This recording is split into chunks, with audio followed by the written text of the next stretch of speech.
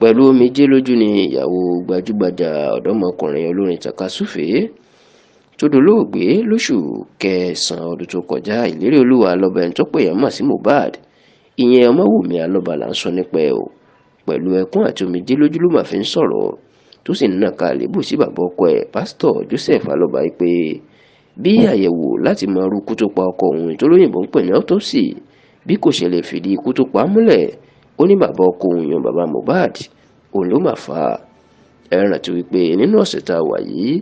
ó ní ẹni tó ṣe àyẹ̀wò sí ara òkú Mohbad tí wọ́n ń pè ní pathologist, ó tú àṣírí pé àwọn kò rí irú ikú tó pa Mohbad o, àti pé àwọn ò lè sọ pé ikú báyìí ló pa á nítorí pé ó pẹ́ kí wọ́n tó wú òkú ẹ̀ jáde. Ìgbà tí wọ́n yóò sì wú òkú ẹ̀ jáde, òkú náà ti ń jẹrà, èyí tí ó fìdí ẹ̀ múlẹ̀ wípé àyẹ̀wò gidi kò lè jáde lára ẹ̀ nítorí pé òkú náà ti ń jẹrà. Nígbà tó ti wá hàn dájú báyìí pé kò sẹ́ni tó lè sọ irú ikú tó pa Mohbad, níṣe ni ìwé ìròyìn orí ẹ̀rọ ayélujára ní Sahara Reporter wọ́n mà láwọn pé Ọmọ́wùmí Alọ́ba ìyẹn ìyàwó Mohbad. Nígbà tí wọ́n ló ń bá wọn sọ̀rọ̀, wọ́n ní níṣe ni Ọmọ́wùmí máa ń sunkún tó ń sunkún kíkankíkan tó sì ń fẹ̀sùn kan bàbá ẹ̀ ìyẹn pásítọ̀ Joseph Alọ́ba ìyẹn bàbá ọkọ ẹ̀ pásítọ̀ Joseph Alọ́ba pé òun ló fà á tí àyẹ̀wò òfin lè sọ irú ikú tó pa ọkọ òun. Wùmí Alọ́ba ní kété tí ọkọ òun kú tí bàbá ẹ̀ dé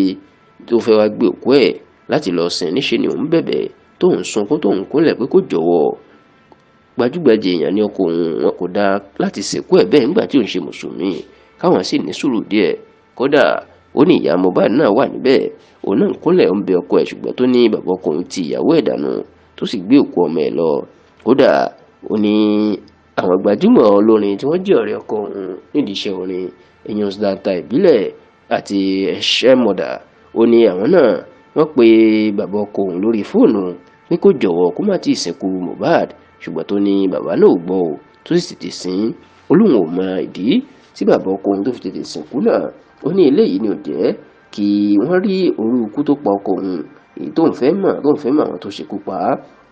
Ìyàwó Mohbad wá jẹ́ kó di mímọ̀ pé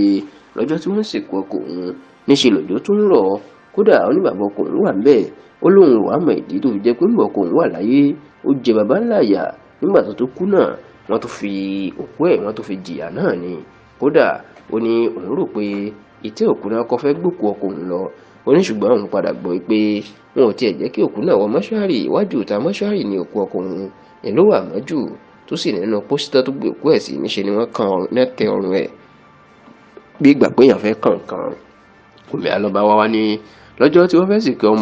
ọkọ òun tóun lọ pẹ̀lú Liam ọmọ òun, níṣe ni bàbá ọkọ òun ló tún fẹ́ ní kí wọ́n mú òun àti ọmọ òun sílẹ̀ tó sì lóhùn sá kúrò ní. Wùmí wá fi ìbànújẹ́ hàn wípé gbogbo bó ṣe fòkú ọkọ òun ráre tó kò sí èrè àti àǹfààní kankan níbẹ̀ nítorí pé àwọn ò mọ irú ikú tó pa á. Ní báyìí